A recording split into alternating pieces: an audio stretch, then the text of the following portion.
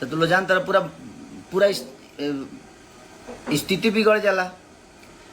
तो हम भैया से, अपने बड़े भैया से रिक्वेस्ट करेंगे कि वो आपके साथ रहने वाले 24 घंटे लोग हैं, उनको प्लीज आप थोड़ा सा कह दीजिए, क्योंकि मैं अपने लोगों को बोल दिया हूं कि यार कोई भी बात मत करो, गाने की बातें करो, अच्छी चीजों की बातें करो, चर्चा करो। भाई लोग मुझे डर लग रहा है, फिर से विवाद होगा क्या? बंद करिए विवाद को। किसी को नीचे दिखाने के लिए चर्चा ना हो। अतर लोग को कुछ होता तो खेसारिये से कंपेयर होता है। तो तू सुधर ना तो हम बिगड़ब न बाबू, तो हम बिगड़िए जाइले। तो हमरा के खोदल मत ना, तो हम खोदब न तो पूरा स्थिति खोदा जाला। तू लोग तो जानता रह। तो प्लीज अच्छी बातें है भैया मेरे गाए, और प्यारा सॉन्ग है वो, हम सबसे अपील करेंगे। बट ये आखिरी थोड़ी है, इसके आगे भी हम सबको करना है। और मेरी शुभकामना है भाई के साथ कि भैया और बेहतर करिए।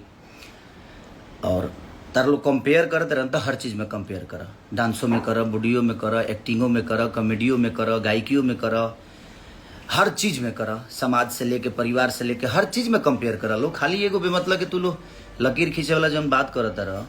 तो उदित भैया तो 10,000 गाना गौले हुई हैं, वो बिहारे के हुए। तो वो लकीर ना हो। श्रद्धा सिन्हा जी जो हमारी लीजेंड है, उन्होंने बहुत प्यारा भोजपुरी को बड़ा करने में योगदान रहा। पंकज त्रिपाठी जी बिहारे के हैं, हमारे गोपालगंज जिला के हैं, उन्होंने हिंदी में इतने बड़े बड़े लेवल पे काम किया।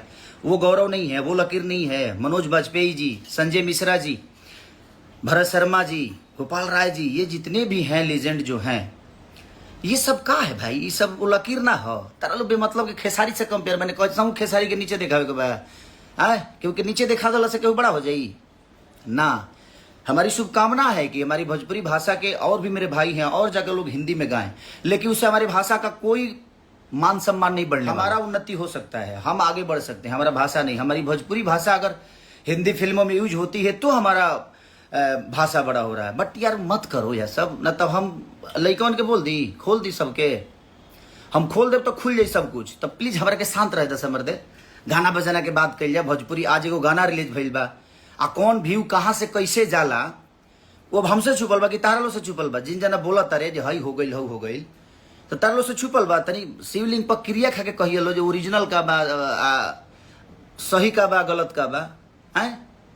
तो प्लीज रिक्वेस्ट बा, हम अपना भैयों से कहो कि भैया तनी कुछ चमन वो साथे बा लोग के समझाई, ना तो हम अपना लइकन के बोल देव ना, तो फिर ओकरा बाद दूसरे स्थिति होखे लगी, फिर शुरू हो जाए ड्रामा। तो ड्रामा मत करो लो बाबू, न तो जानते रहो हमारे बारे में तो जानते रहो कि हमारा इतना केहू नहीं है बोली। तो प्लीज रिक्वेस्ट यू। और कुछ जगह कहत रहे कि दूसरा जन्म लेने पड़ेगा। भगवान हम अच्छा कर्म कैले बनी तो हमारा दूसरा जन्म मिल जाई, लेकिन वो नहीं आ। बड़े भाग मनुष्य तन पावा, सुर दुर्लभ सब ग्रंथ ही गावा। बड़ा भाग से मनुष्य के तन मिलेला यार। तो इमें जे निमन कर्म करेला नु, वो करे फिर दोबारा जन्म मिले के मरेला। आ कर्म खाली गायकी से ना होला, एक्टिंग से ना होला, कर्म में बहुत कुछ आवेला। तो ओकरा के ध्यान रख लो। आ तू लोग ई मत कर जो हम अपना लइकन के बोल दी कि शुरू हो जैसा। हमार सब फैन देवता रूपी श्रोता जवन बा, जे हमरा के प्यार करेला, वो खुलिया से तो खुल जिया से। तो इसे कोशिश ये कर लो कि गाना में मजा लिया जाओ। अच्छी बातें है, हमारे भोजपुरी के कलाकार बड़े बड़े जगह पे जाकर और हिंदी को प्रमोट करें, यो हम ना चाहे, भोजपुरी को प्रमोट करें। हम ये चाहेंगे कि हमारा भाषा बड़ा हो, हम भाषा के लिए काम करते हैं। तो बस लकीर वाला बात फिर से मत कहल कर लो, मजा लो। हमू मजा लेता नहीं, हमको अच्छा लगता और सब लोग एंजॉय करें। और आज अनंता म्यूजिक से एगो गाना रिलीज भइल बा, तो ओकरा पर विशेष ध्यान दिलावर है पगला।